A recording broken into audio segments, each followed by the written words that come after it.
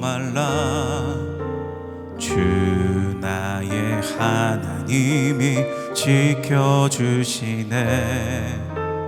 놀라지 마라, 겁내지 마라. 주님 나를 지켜주시네. 내 맘이 힘에 겨워 지칠지라도 주님 나를 지켜주시네. 세상에 험한 풍파 몰아칠 때도 주님 나를 지켜주시네.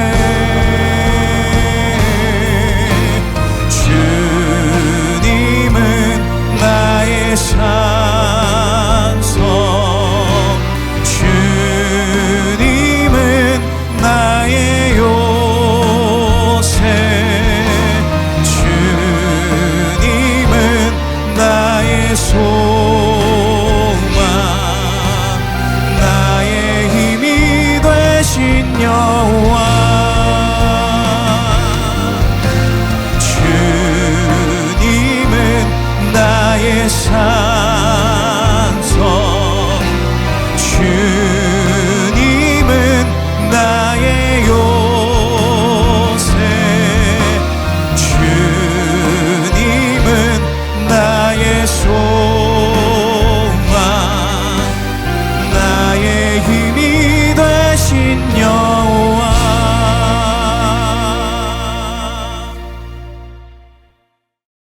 제19장.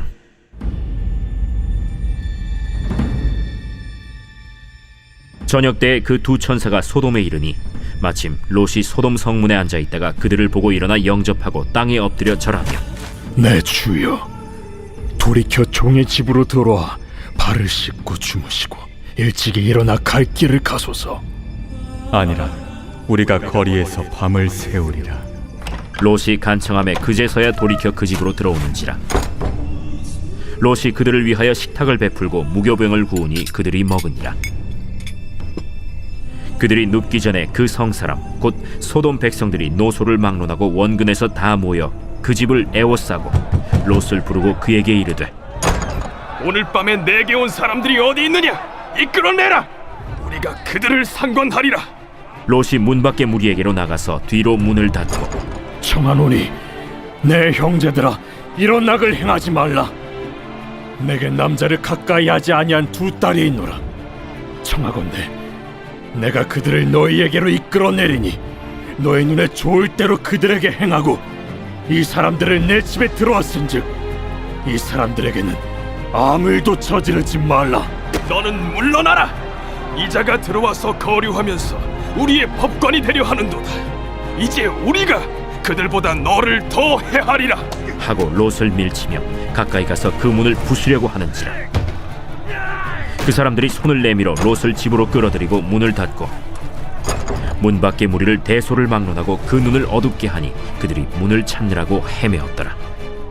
오늘 함께 본 말씀은 롯이 거주하고 있는 소돔에서 일어난 죄악의 참상을 보여주고 있습니다. 성경 안에는 여러 다양한 사건들이 기록되어 있는데 반복되는 이야기가 있다면 인간의 죄와 죄인들을 향한 하나님의 경고입니다. 특별히 선지서를 묵상하다 보면 오늘 읽은 내용이 어제 읽었던 내용 같고 분명 다른 날인데 동일한 말씀을 읽는 것 같은 기분이 들기도 합니다. 그만큼 죄인을 향한 하나님의 경고와 심판은 성경 안에서도 중요한 주제로 다루고 있습니다. 그렇다면 하나님께서 계속해서 우리에게 죄를 알게 하시는 이유가 무엇일까요? 가장 먼저는 이 이야기가 우리 모두에게 해당하는 이야기이기 때문입니다. 성경에서 나오는 이스라엘의 모습이나 죄인들의 모습은 우리와 무관하지 않습니다. 신앙생활을 오래 하면 할수록 너무 많이 접해서일 수도 있지만 성경에서 보이는 죄인의 모습이 나와는 상관없이 느껴지곤 합니다. 그 이유 중 하나는 성경에서 나오는 죄가 나와 상관없이 보이는 죄들이 많기 때문일 겁니다.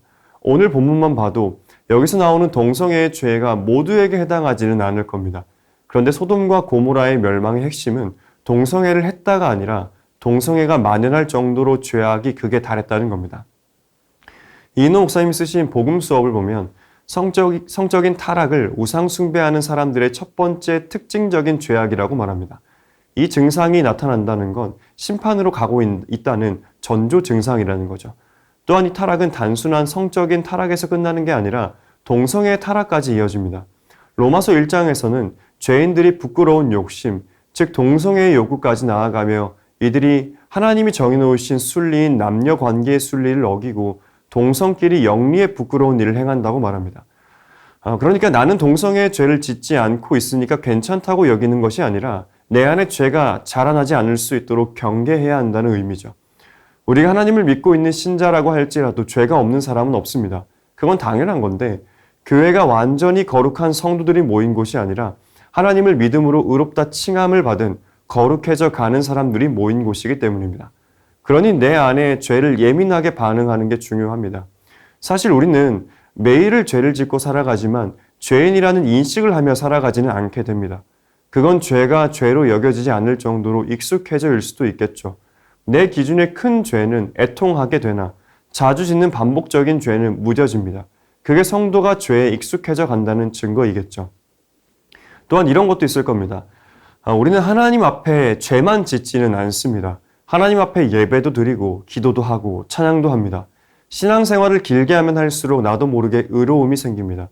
나름 잘하고 있는 것들이 있기 때문에, 그리고 나보다 못한 사람도 있기 때문에 이 정도면 괜찮은 사람이 아닌가 하는 근거 없는 의로움이 생깁니다. 그런데 복음은 우리의 행위 때문에 의롭다함을 얻지 않는다고 말합니다. 오히려 굳이 따진다면 의로움은 손에 꼽을 정도이지만 죄는 손에 꼽을 수 없을 정도로 많다고 봐야겠죠. 하나님은 그 현실을 알려주고 있습니다. 무엇보다 성도로서 우리가 살아가는 현실이 그런 죄악이 가득한 세상이라는 걸 보고 느끼게 하십니다. 세상이 죄로 인해 파괴되어 감에 따라 그 현실을 문제로 인식하고 있는가? 죄를 죄로 바라보고 있는가? 그리고 그 세상을 바라보는 하나님의 시선을 가지고 있는가? 그걸 성도가 깨닫기를 바라시죠. 그런 관점에서 오늘 본문을 통해서 우리는 죄의 본질과 영향력이 어떠한지에 대해서 알 수 있습니다. 첫 번째로 죄의 본질은 교만입니다. 에스겔서에서 소돔의 죄를 이렇게 말하고 있습니다. 에스겔서 16장 49절과 50절입니다. 내 아우 소돔의 죄악은 이러하니 그와 그의 딸들에게 교만함과 음식물의 풍족함과 태평함이 있음이며 또 그가 가난하고 궁핍한 자를 도와주지 아니하며 거만하여 가증한 일을 내 앞에서 행하였음이라. 그러므로 내가 보고 곧 그들을 없이 하였느니라. 지금 교만하며 거만이라고 표현하고 있습니다. 오늘 본문의 배경인 18장의 아브라함과의 대화를 통해서 소돔을 향한 심판은 돌이킬 수 없음이 드러났습니다. 여기 등장하는 천사들은 소돔의 죄악을 보기 위해서 방문했습니다. 그걸 잘 보여주는 게 2절에서 천사들이 거리에서 밤을 새우겠다고 하는 장면이죠. 거리에서 그들의 죄악을 실제로 보기 위해서였던 겁니다. 그런데 소돔의 악함을 알고 있었던 롯은 그들이 혹시 봉변을 당할지 몰라 집으로 청합니다. 그리고 밤에 찾아온 이들이 바로 천사들을 범하기 위해 노소를 막론하고 원근에서 모여든 사람이었습니다. 그들이 왜 이런 짓을 했을까요? 아마 천사라고 생각하지는 못했을 겁니다. 그것도 문제이긴 합니다. 외지인에게 그런 성적인 죄를 지어도 좋다고 생각하는 거죠. 여기서 나타나는 심각한 문제가 무엇이냐면 인간이라는 존재를 귀하게 여기지 않는다는 겁니다. 여러분, 정욕이라는 건 상대방을 목적이 아니라 수단으로 대하는 겁니다. 인격적 대상으로 여기지 않고 그저 나의 만족을 위한 하나의 도구로서 생각하는 겁니다. 그래서 정욕이라는 건 하나님이 태초에 두셨던 성욕을 왜곡하는 것일 뿐이죠. 그러니까 이렇게 말할 수도 있는 겁니다. 소돔 사람들에게 새로운 외지인은 자신과 동등한 인간의 존재가 아닙니다. 그냥 내 성욕을 채울 수 있는 도구에 불과합니다. 이게 왜 교만이라고 말하는 걸까요? 교만이라는 게 바로 하나님으로부터 벗어나고자 했던 아담의 죄였고 하나님을 배제한 인간이 자신의 삶과 세상의 주인이라는 인식을 만들어냈습니다. 마찬가지입니다. 인간은 하나님의 형상을 따라 지음을 받았습니다. 그 하나님의 선한 목적을 인식하지 않는 건 교만이죠. 실제로 이들이 롯에게 9절에서 이렇게 말합니다. 이 자가 우리의 법관이 되려 하는도다. 당연히 하지 말아야 할 죄를 멈추는 것도 불가능합니다. 이건 우리에게 동성애의 죄가 있지 않다 할지라도 얼마든지 나타날 수 있는 모습입니다. 두 번째로, 죄의 영향력은 공동체를 파괴시킬 정도로 거대합니다. 몰려든 이들을 이렇게 표현하고 있습니다. 노소를 막론하고 다 모여. 여러분, 죄의 영향력이 어마어마합니다. 죄라는 건 언제나 전염되고 집단화됩니다. 한 명의 개인의 선택처럼 시작되었던 죄가 도시 전체를 삼킬 수 있다는 거죠. 죄는 결코 개인의 문제로 머물지 않습니다. 처음에는 개인의 욕망에서 시작되지만 시간이 지나면 공동체의 분위기가 되고 마침내는 공동체의 기준이 되어버립니다. 소돔에서는 죄가 부끄러운 게 아니라 오히려 당연한 것이 되었고 죄를 거부하는 롯이 이상한 사람이 되어버립니다. 이게 죄의 무서움입니다. 죄는 사람을 고립시키는 게 아니라 사람들을 묶어서 함께 무너뜨립니다. 서로를 보호해야 할 공동체가 죄를 합리화하고 조장하는 구조로 변질됩니다. 그래서 소돔 사람들은 한 집을 에워싸고 한 목소리로 악을 요구합니다. 사랑하는 여러분, 하나님께서 죄를 심각하게 다루시는 이유가 바로 여기에 있습니다. 죄는 개인의 양심만 상하게 하는 것이 아니라 가정과 공동체, 다음 세대까지 파괴하기 때문입니다. 그래서 하나님은 성경을 통해 소돔의 죄를 그냥 두지 않으십니다.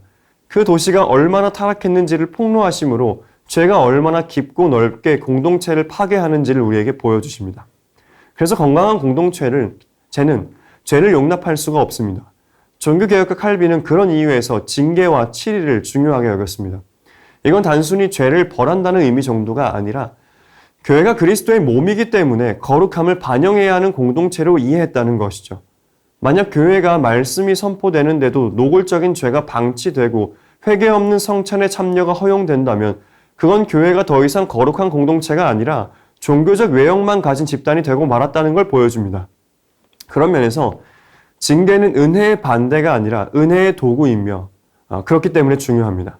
칼빈은 징계를 시행하면서 죄인을 멸하려는 것이 아니라 그가 자신을 미워하게 하여 하나님께 돌아오도록 하는 치유로 이해했습니다.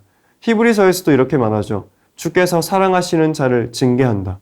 무엇보다 죄가 전염성을 가지기 때문에 공동체를 지키기 위해서 중요하게 여겼습니다. 드러난 죄가 방치되면 공동체 전체의 양심이 무뎌지고 죄가 정상처럼 받아들여지게 됩니다. 그렇기 때문에 공동체 안에 죄를 본다면 그건 애통하며 기도해야 할 문제이자 그 사람을 사랑하는 것이자 공동체를 사랑하는 마음으로 죄에서 돌이킬 수 있도록 해야 됩니다. 그렇다면 이런 죄 앞에 성도는 어떻게 해야 할까요? 가장 첫 번째는 성도는 죄와 타협해서는 안 됩니다. 계속 반복해서 이야기하지만 상대방의 죄를 말하기에 앞서서 스스로의 삶에서의 죄를 제거해 나가야 합니다. 사실 롯이 천사들을 지키는 과정에서 간과한 것은 자신의 두 딸을 내놓겠다고 하는 것이 얼마나 큰 문제인지였습니다. 롯은 악을 막고자 했지만 그 과정에서 또 다른 죄를 선택하고 말았습니다. 이게 죄의 교묘함이죠. 롯 스스로는 이것이 불가피한 선택이라고 생각했을지 모릅니다. 그러나 죄는 그렇게 해결되지 않습니다. 죄는 다른 죄를 통해 사라지지 않고 오히려 더 깊은 죄로 우리를 끌고 갑니다. 두 번째는 죄 앞에 자신의 힘을 의지하지 말아야 됩니다. 오늘 본문에서는 죄는 인간의 힘으로 제어할 대상이 아니라는 걸 보여줍니다. 롯은 소돔 사람들의 악함을 말리고자 했습니다. 그런데 멈추지 않습니다. 이 장면이 무엇을 말해줍니까? 죄는 설득으로 멈추지 않습니다. 죄는 도덕적인 호소로 약해지지 않습니다. 그런데 본문에서 결정적인 전환점이 언제 오나요? 롯의 말이 아니라 천사들의 개입이었습니다. 11절을 보면 천사들이 손을 내밀어 롯을 집 안으로 끌어들이고 그 사람들의 눈을 어둡게 합니다. 그제서야 상황이 멈춥니다. 하나님의 능력이 개입되자 죄의 폭주가 멈춥니다. 이건 우리에게도 참 중요한 메시지가 됩니다. 우리가 스스로를 지켜낼 수 있을 만큼 죄가 약하지 않습니다. 그래서 성도에게 필요한 건 죄를 잘 다루는 기술이 아니라 죄 앞에서 하나님께 피하는 태도인 것이죠. 그래서 하나님께서는 롯에게 소돔을 떠나라고 하십니다. 그 죄악에서 나오라고 하시죠. 이게 우리에게 주시는 은혜이지 않은가라고 생각하게 됩니다. 우리가 감당할 수 없을 때 감당할 수 없는 신자의 삶을 살아갈 수 있도록 하시는 분이 우리의 하나님이십니다. 우리가 스스로 이뤄낼 수 없는 성화의 삶을 내 안에 계신 성령 하나님께서 이뤄내게 하시는 겁니다. 죄와 싸우게 하시고 잠시 잠깐 지는 것처럼 보일 수 있지만 다시 승리하는 삶, 그게 성도의 신앙의 여정이죠. 그래서 성도의 삶은 늘 감사와 소망이 있는 줄 믿습니다. 그리고 그렇게 우리 안에 이루어진 선 역시도 나를 넘어 공동체로 흘러가고 그렇게 세워진 우리 교회를 통해 이 도시가 회복되는 은혜가 있을 줄 믿습니다. 말씀을 정리하겠습니다. 소돔의 죄는 하루아침에 만들어진 건 아니었습니다. 작은 교만에서 시작된 죄가 반복되고 용납되고 집단화되면서 결국 도시 전체를 삼켜버립니다. 그리고 그 누구도 스스로 멈출 수 없을 만큼 깊어집니다. 우리 역시 그런 세상을 살아가고 있을 수 있습니다. 그러나 감사한 건 하나님은 그 자리에 계셨다는 겁니다. 천사들이 개입하고 죄의 폭주를 멈추게 하십니다. 여러분, 이게 우리에게 주시는 하나님의 은혜입니다. 하나님은 죄를 가볍게 여기지 않으시지만 죄 가운데 있는 백성을 그냥 두지도 않으십니다. 사랑하는 여러분, 오늘을 살아가는 우리에게 필요한 게 바로 이 은혜라고 생각합니다. 죄 가운데 타협하지 않는 은혜, 나를 있는 그대로 제대로 바라볼 수 있는 은혜, 죄 앞에 섰을 때 하나님께 피하는 은혜, 그 은혜를 구하는 하루가 되기를 소망합니다. 그리고 그 안에서 나를 통해 내가 있는 공동체가 살게 되는 은혜가 있기를 간절히 소망합니다. 우리 함께 기도 제목 읽고 기도하겠습니다. 내 안의 죄를 제대로 바라보게 하시고 죄에 익숙해지지 않고 타협하지 않고 거룩함을 이룰 수 있는 은혜를 주소서. 아멘. 우리 교회를 통해 지역과 도시에 선한 영향력이 흘러가게 하시고 귀한 거룩의 본을 보이는 교회가 되게 하소서. 아멘. 이번 주 금요 비전 기도회에서 말씀을 전하시는 이건호 목사님에게 성령의 충만함을 주시고 목사님의 말씀을 통해 은혜 받고 부르짖어 기도함으로써 개인의 변화, 가정의 변화, 교회의 변화를 경험하게 하소서. 아멘.